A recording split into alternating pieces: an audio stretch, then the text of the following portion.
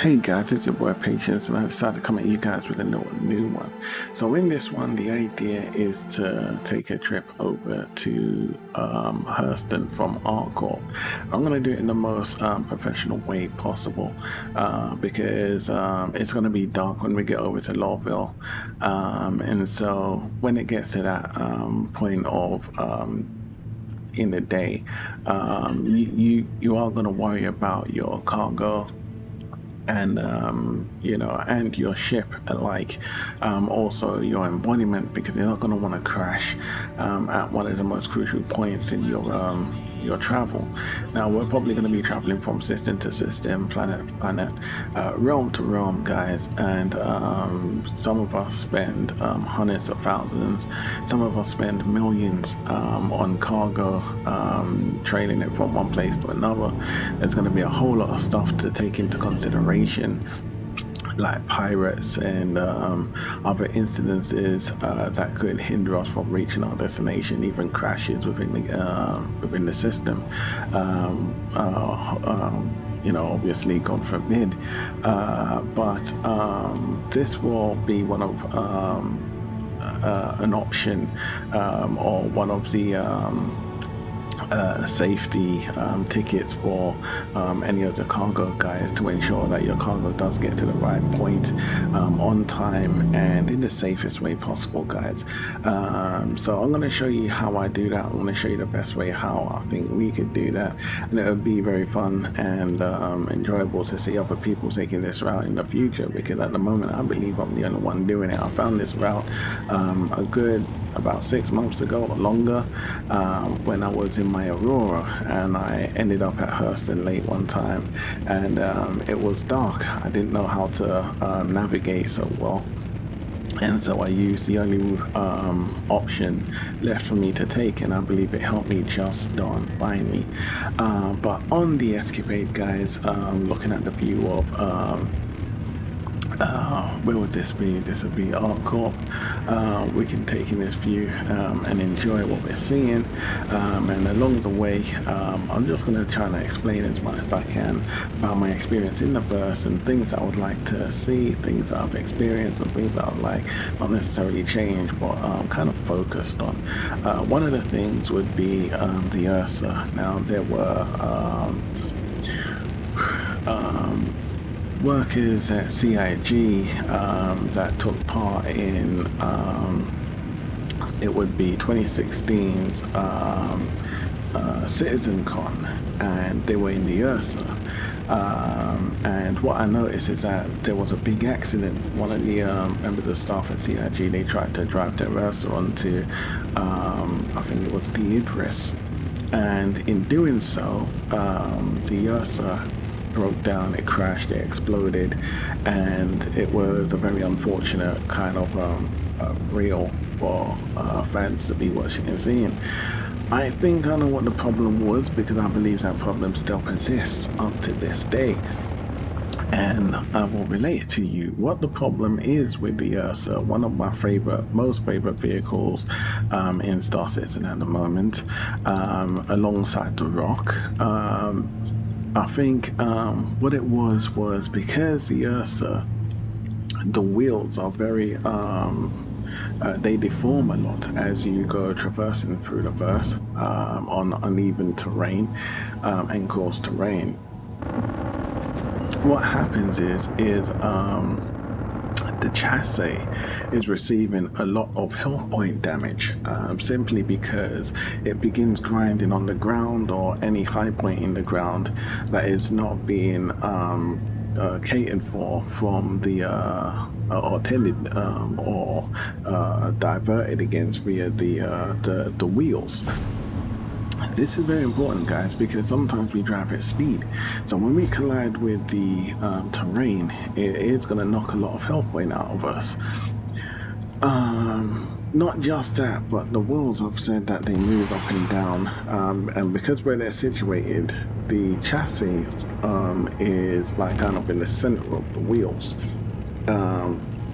So due to this fact, the wheels, as they're bobbing up and down, you will get that grinding situation on the terrain. Not only that, but you also have the suspension. To avoid this, you will have to raise the Ursa above the wheels by maybe a foot or two, and you will also have to lower the suspension grid, I guess we'll call it, or yeah, the suspension. You have to lower that quite a notch, so that the wheels have more breathing space from the chassis, the main chassis. This way you still keep a comfortable focus range, and you also kind of get that suspension that's not over bumping you around. You could also kind of tighten your suspension a little bit. It'd be nice to see kind of like operational suspension, you know, so if I want to, I could edit how strong my suspension is, how loose it is, and that kind of stuff would be pretty darn neat. So I think that's how we would tackle the Ursa problem. It'd be interesting for you guys to see it for yourselves and comment on that. I don't think it's the nicest of experiences. Anyway, as the Ursa tried to get onto the Idris, because the Idris is hind door was not fully in contact with the ground beneath it as it opened up, the wheels obviously deformed to climb into the back of the Idris, but unfortunately the chassis was too low. It collided with the door, and that's when the vehicle exploded, of course. So that's something that needs to be tackled, preferably ASAP. Just for a better experience. I will bring up a little reference to that video in just a short while. It will overlay everything on the screen, so that we can see a few other things I would like to see a little bit more of. This video obviously is in 2016. And we're seeing something that I really do long to see, guys, which is going to be planets and worlds and how they're situated with and within a system and within each other's environment. But before I proceed with that, I would like to see more guns. I've seen the ones brought out of Pyro, and we have those new sniper guns, and I ain't gonna bring more out on this in just a little while. But the guns, I do like their visuals, and I do like how you know, how they fire and stuff. But I would like to see a lot more of those guys, including ammunition. I would like to see more incendiary or incendiaries, here it is, or incendiaries, and I would like to see more cryo ammo. So this will be the 2016 presentation. I would recommend you guys go and watch it for your darn selves, on Star Citizen's YouTube, Star Citizen, and that would be the title. And you can experience this. But as you can see, there's a world over there, close to the planet that we're flying toward. And if you look at the sun, there's another world over there. At the end of the video, we get a glimpse of like about 3 other worlds to the left side of the planet. And so obviously when you're on the terrain, you're seeing all these beautiful worlds up close, which gives you a fine experience, second to none. Now these are things that we don't see on Earth. So when I look out my window, the moon, the sun is pretty far, and all the neighboring planets are pretty far away from us. So when I get onto a sci-fi title is this, one of the main things that I do want to see are things that I don't see on a daily basis, guys, and that will be one of them. That's one of the things that I have paid for, and one of the things that I'm still longing to see. Another thing that I'm longing to see, guys, will be aliens. This is 2016. 2017 I've seen videos showcasing aliens in and about the verse, and this is something that I'm going to bring out later on and showcase near the end of the video. But yeah, so that would be that. But if I was to get back to what I was saying, which would be snipers, what would I like to see with the snipers be besides what we have already gotten? Pyro showing some promise, and I can't lie, and I can see that players are having a way of a time with those guns. Obviously I have not taken a trip over to Pyro yet, I haven't even burst that experience once yet, but that's something I probably will get back to at some stage. But here we are anyway at Hurston. As you can see, it's pretty dark, and even though I've got these HUDs up on the screen and extra readings, I still do almost crash because it's pretty dark here, guys. And I'm heading down. I think the best way most players are going to be approaching Lawville anyway would be via Edmund, because you are going to want to drop off and you are going to want to take a little rest. And you may even have a little business deal that you're going to want to drop off here at Edmund before you head to the main gates. But here in Hurston, there are a lot of obstacles sticking out of the ground, metals, trees and other things, even mountains that you can crash into, so you got to be very careful when you're here. So landing can be pretty tricky, especially as the clouds are pretty darn low. One of the main things I thought was amazing, and I say amazing, is the fact that I'm actually using my VTOLs here, guys. As you can see, my descent on the right side of the thermometer there, it's lowering. There where it stops is where I've taken out my VTOLs. At this stage I'm going down, but at a high altitude your VTOLs actually play a crucial point. But what I've noticed is the lower down to the ground you get, your VTOLs become more and more ineffective.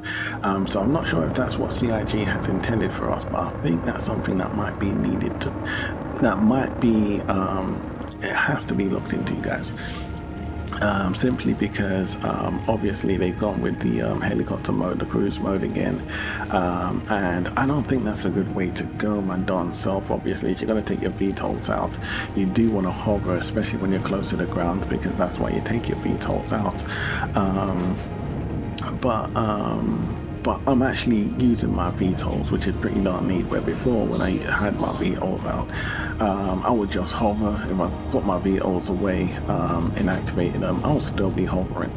But now I actually do have to use my VTOLs to hover regardless. But when I'm in a space station, if I activate my VTOLs and I try to hover, my ship automatically sinks back down and lands again. So I think that's something that needs to be looked into.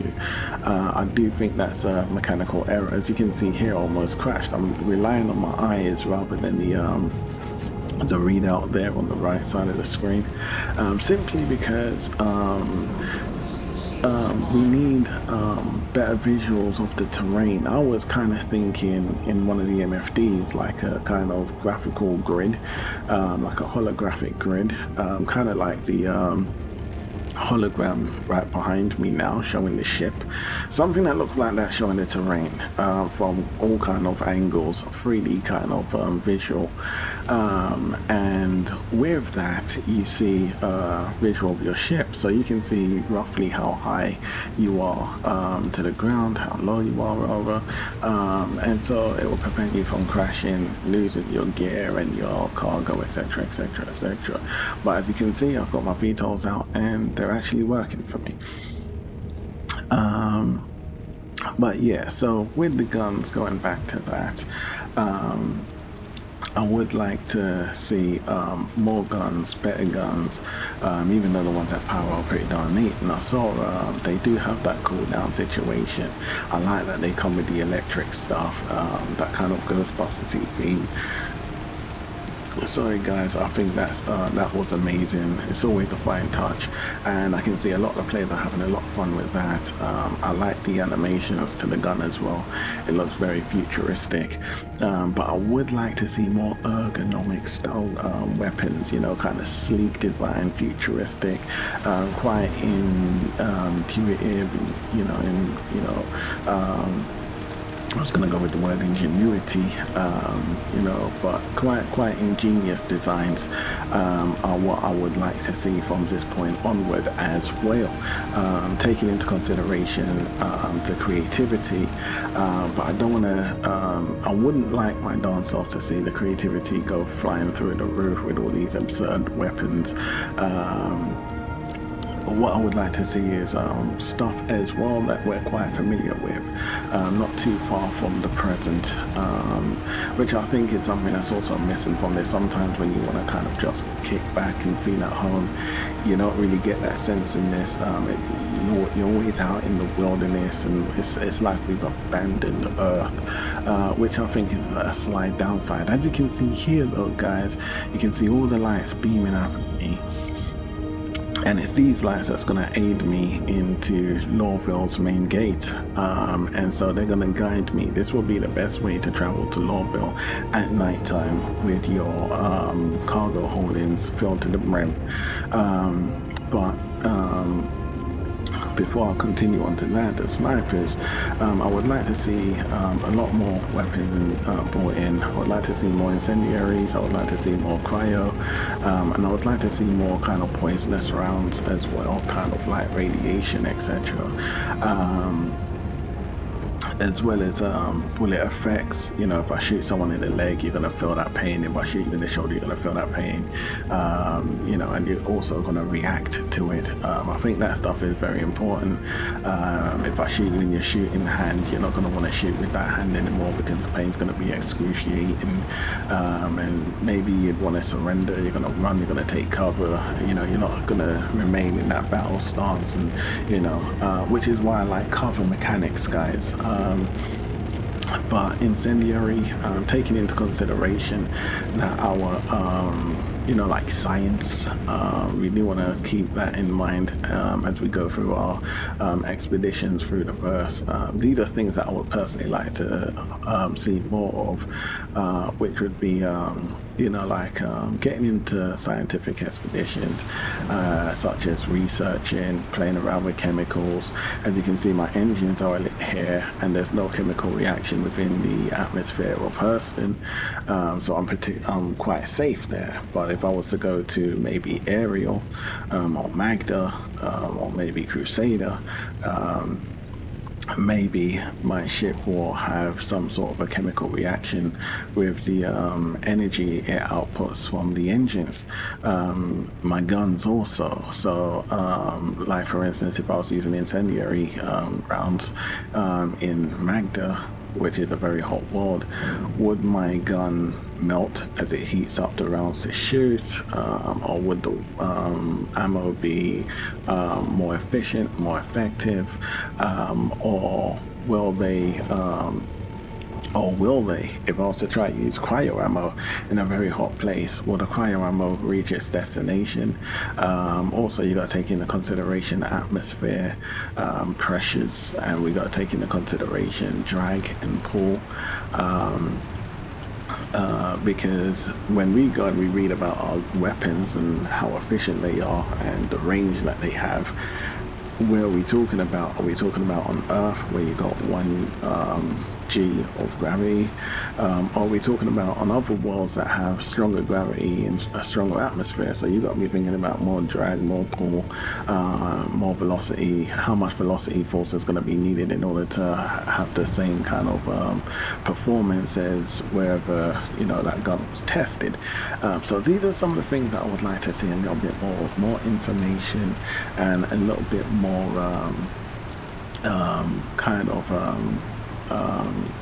realism to a fine degree, though this is a sci-fi material. But as you can see here, guys, I cruise through Lorville. I'm not sure if it's the west or east gate, but I'm coming up to the north gates of Lorville.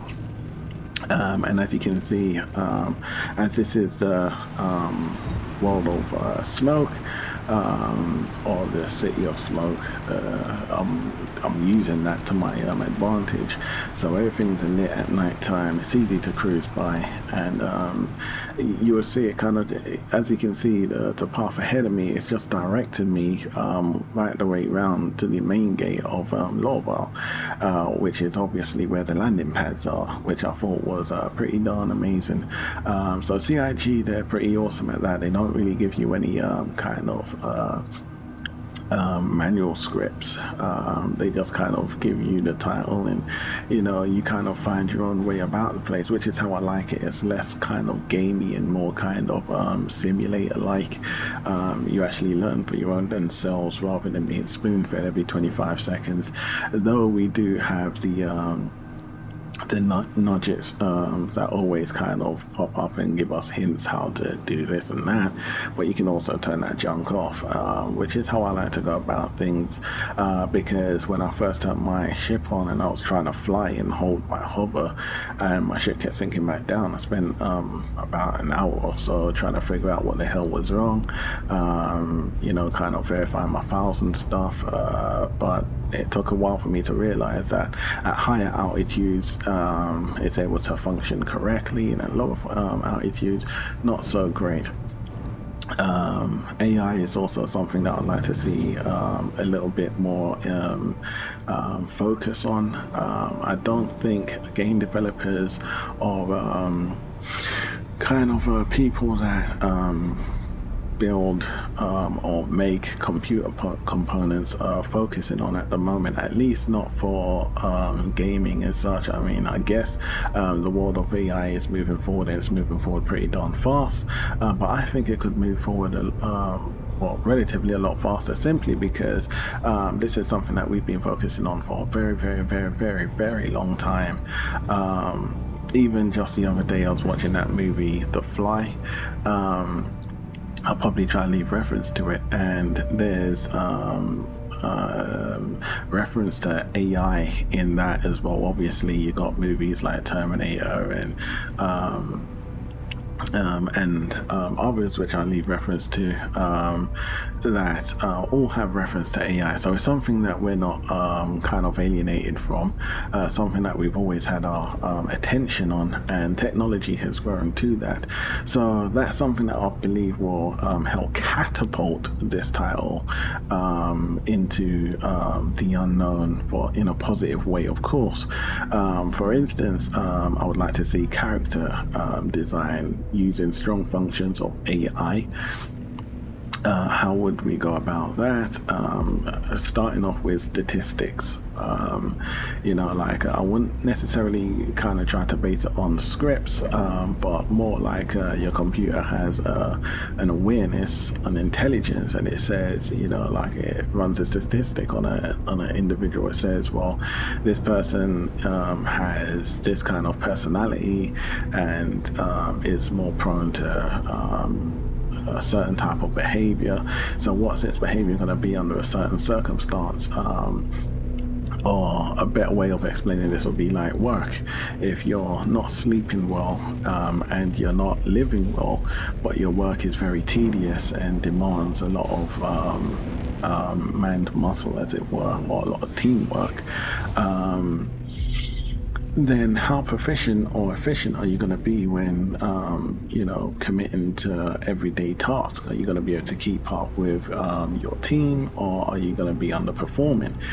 Based on that, that would kind of help the AI to determine how likely that individual is going to have an accident, depending on how strenuous the workload and how difficult to tackle, so how challenging it is.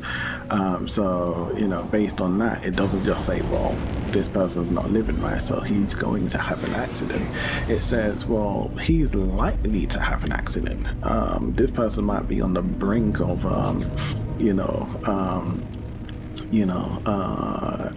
he ain't sleeping, so he just wants to knock out the first chance he gets, and he's overdosed with caffeine.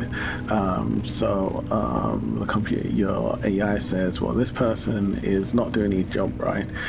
He's making a lot of mistakes. Does he get fired? And if he doesn't get fired, someone help him take responsibilities, and if so, who is that person?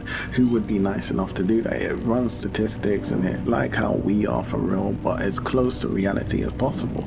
The notion behind this would be virtual reality. If I was to put a virtual reality situation on, and I was to try to jump into the realm of Star Citizen and get involved, immersed, how real would that experience be? And I believe that is supposed to be the purpose of gaming, guys. So that's where my mind is. But as you can see, I was able to fly around and come up into Lawville so swiftly, so perfectly, and I'm heading towards docking pads, which is directly in front of me. So I believe that is the perfect way to come into Hurston. You can control your height. You don't have to come flying down at a vertical angle, which will probably be impossible in the future. You can actually just cruise down, glide down, especially using your VTOL should they be working in a proper fashion. So as you can see here, my VTOLs almost prevent me from landing correctly. I would like to come a little bit more straight on. I'm having to keep bouncing on the space between me and the ground. Which is a tricky way of doing things. As you can see, I keep kind of like bobbing up and down, so it's a bit nerve-wracking at this stage. I have no cargo in the holdings, but if I did, this would be the worst experience ever. Taking into consideration we get gaming errors, etc, etc, etc. So yeah, also what I would like to see would be bigger ships, guys. That's also very crucial to this. I'm not usually fond of seeing ships thrown at us every 25 seconds, but I do have this philosophy that bigger ships, more crew, whether NPCs or real players. And I have an article video on my other channel, which I'll post for you guys as reference atop this, showing you how I believe this is possible, where most ships have like a cargo, have a crew holding of like 12 to 9 max. I believe like ships like the Hammerhead should have about 70 personnel on board that ship quite easy, and spare rooms for passengers that might be in distress, need help, need aid, etc, etc, etc. Though it is a fighter ship, a lot of these fighter ships or larger ships should be able to hold at least 500 personnel with a hell of a lot of cargo room holdings. And in this video I show how that is possible with a lot of these ships. You just need to redesign them a little bit. It's not something that I would demand, but it's something that I think would be best. If you watch anything like Star Trek, they are able to pull it off, and I think I know how they are able to do so, holding a lot of personnel aboard their vessels. So that would be the video for that. I'm also going to take time to show you guys some of the aliens that I've seen within some of the citizen cons that they've shown to us, both in 2016 and 17, I believe, which was pretty darn awesome.